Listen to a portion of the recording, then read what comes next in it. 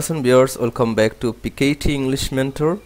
আজকে আমরা কুমিল্লা বোর্ড 2020 এবং দিনাজপুর বোর্ড 2020 সালে টেক কোয়েশনের যে প্রশ্নটি এসএসসি পরীক্ষায় এসেছিল সেই প্রশ্নটি আজকে আমরা সলিউশন করব।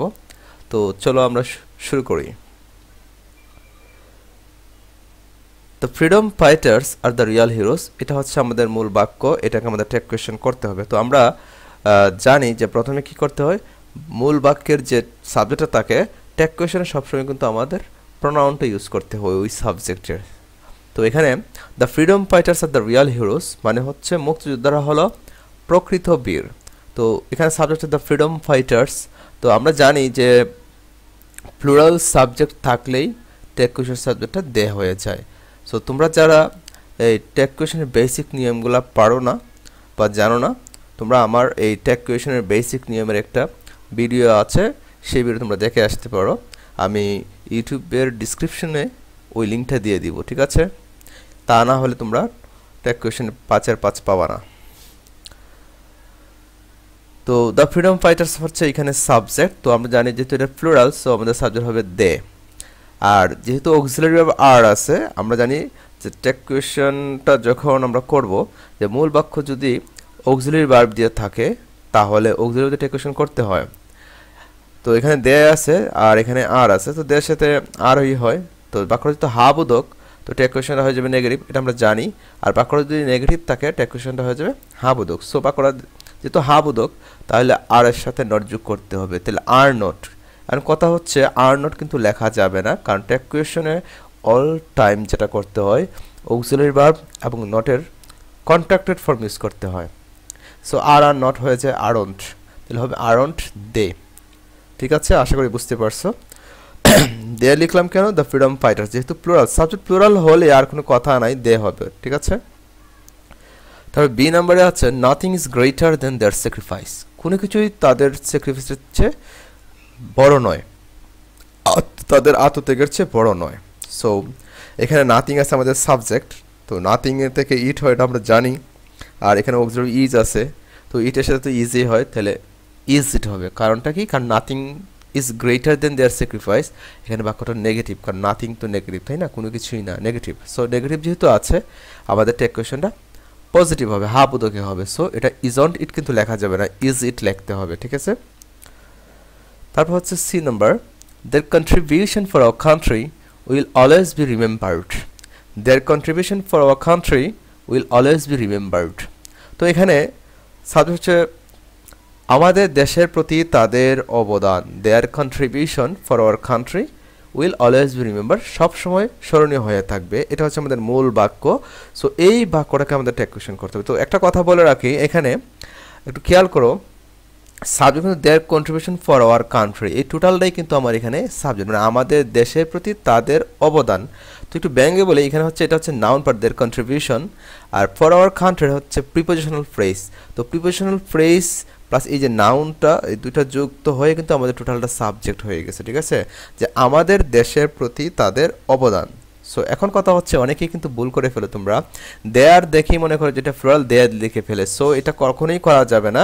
তোমাদেরকে আমি এই জায়গাটা একটু ক্লিয়ার করে দিচ্ছি যে যদি প্রিপোজিশনাল ফ্রেজ দিয়ে কোনো সাবজেক্ট থাকে, আরও একটু সহজ করে বলি যে প্রিপোজিশনযুক্ত কোনো সাবজেক্ট থাকলে অল টাইম আমাদের যে কাজটা করতে হবে সেটা হচ্ছে প্রিপোজিশনের পূর্বে কী আছে আমাদের সেটা খেয়াল করতে হবে। সাবজেক্ট যদি সিঙ্গুলার থাকে তাহলে এটা সিঙ্গুলার, যদি প্লুরাল হয় এটা প্লুরাল। সো দেয়ার কন্ট্রিবিউশন, পর কিন্তু এখানে প্রিপোজিশন, তাহলে পরের আগে আছে দেয়ার কন্ট্রিবিউশন। তো দেয়ার দেখে অনেকে মনে করবে যেটা প্লুরাল, অ্যাকচুয়ালি তা না। কন্ট্রিবিউশন মানে অবদান, যেহেতু এটা অ্যাবস্ট্রাক্ট নাউন সো এটা প্লুরাল ফর্ম হয় না।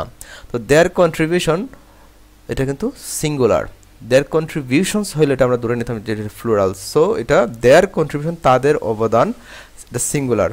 তাহলে প্রিপোজিশন হচ্ছে এখানে ফর, তো ফরের আগে যেহেতু আমাদের সিঙ্গুলার তাহলে আমাদের সাবজেক্টটা কিন্তু সিঙ্গুলার। সো আমরা কি করব এখন, এইটার পরিবর্তে এই দেয়ার কন্ট্রিবিউশনের পরিবর্তে আমাদের প্রোনাউন কি হয় সেটা আমাদের জানতে হবে, ঠিক আছে?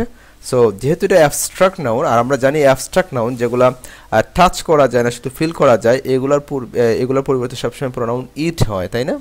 তো দেয়ার কন্ট্রিবিউশন ফর আওয়ার কান্ট্রি, আমাদের দেশের প্রতি তাদের অবদান, এটার পরিবর্তে আমাদের ইট হবে সাবজেক্ট, আর যেহেতু এখানে অক্সিলারি উইল আছে তাহলে উইল দিয়ে আমাদের টেক কোয়েশ্চেন করতে হবে, তাই না? তো এখন উইল তো আমরা উইল দিয়ে করব।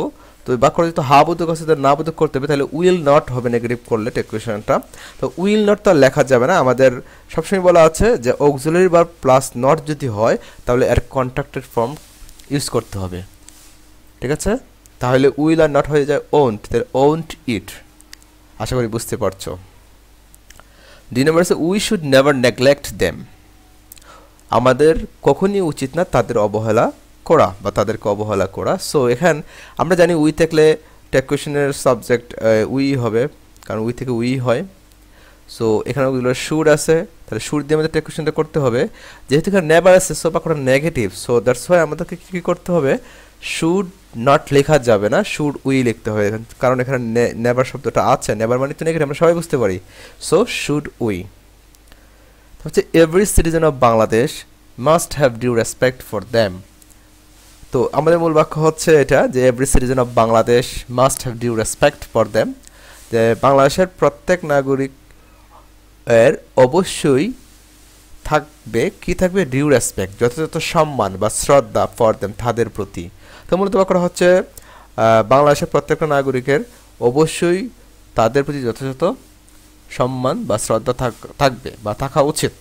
তো এখন কথা হচ্ছে এখানে কিন্তু আমার সাবজেক্ট হচ্ছে এভরি সিটিজেন অফ বাংলাদেশ, বাংলাদেশের প্রতিটা নাগরিক। সো এটাও একটা প্রিপোজিশনাল ফ্রেজ দিয়ে যুক্ত, যেমন অব আছে, হ্যাঁ।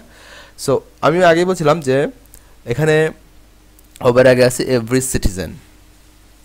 তো এভরি সিটিজেন, এখন আমার কথা হচ্ছে আমি একটু ক্লিয়ার করে বলি, আমার টেক কোয়েশ্চেনের বেসিক নিয়মগুলো যারা দেখছো বা পড়ছো তারা অবশ্যই জানো যে এই এভরির সাথে যাই থাকুক, every student, every man, every students, মানে যেভাবে হোক এভরির সাথে যাই থাকবে, যে কোনো নাউন যুক্ত থাকলে সেটার পরিবর্তে সাবজেক্ট আমাদের দেয়া হয়। তো এভরি সিটিজেন অফ বাংলাদেশ, বাংলাদেশের প্রত্যেকটা নাগরিক, এটা পরিবর্তে দেয়া হবে। আর যেহেতু মাস্ট দিয়ে বাক্যটা আছে অবশ্যই এখানে মাস্ট হচ্ছে অক্সিলারি ভার্ব, মাস্ট দিয়ে আমাদের টেক কোয়েশ্চেনটা করতে হবে। তো অনেকেই ভুল করে যে মাস্ট আছে হ্যাভ আছে, তাহলে কোনটা দিয়ে করবো? অনেকেই যে কাজটা করে আমি দেখছি যে ভুলটা করে থাকে সেটা হচ্ছে মাস্টও আছে হ্যাভ আছে, তো অনেকে হ্যাভ দিয়ে করে ফেলে, এটা করা যাবে না, কারণ মাস্ট এখানে অক্সিলারি ভার্ব আর হ্যাভটা হচ্ছে মেইন ভার্ব। সো এখানে হ্যাভ দিয়ে করা যাবে না, কারণ মাস্ট আর হ্যাভ থাকলে বুঝে নিতে হবে যে মাস্ট হচ্ছে অক্সিলারি ভার্ব দিয়ে টেক কোয়েশ্চেনটা করতে, হ্যাভ দিয়ে করা যাবে না। ওকে, তাহলে এই এভরি সিটিজেন বাংলাদেশের পরিবর্তে আমাদের দে হবে সাবজেক্ট আর মাস্ট দিয়ে করতে হবে। যেহেতু বাক্যটা হা বোধকে আছে সো আমরা না বোধক করে দেবো, মাস্ট আর not mustn't, mustn't they. Every citizen of Bangladesh must have due respect for the mustn't they. আশা করি বুঝতে পারছো। যদি ভিডিওটি ভালো লেগে থাকে অবশ্যই লাইক কমেন্ট ও সাবস্ক্রাইব করবা।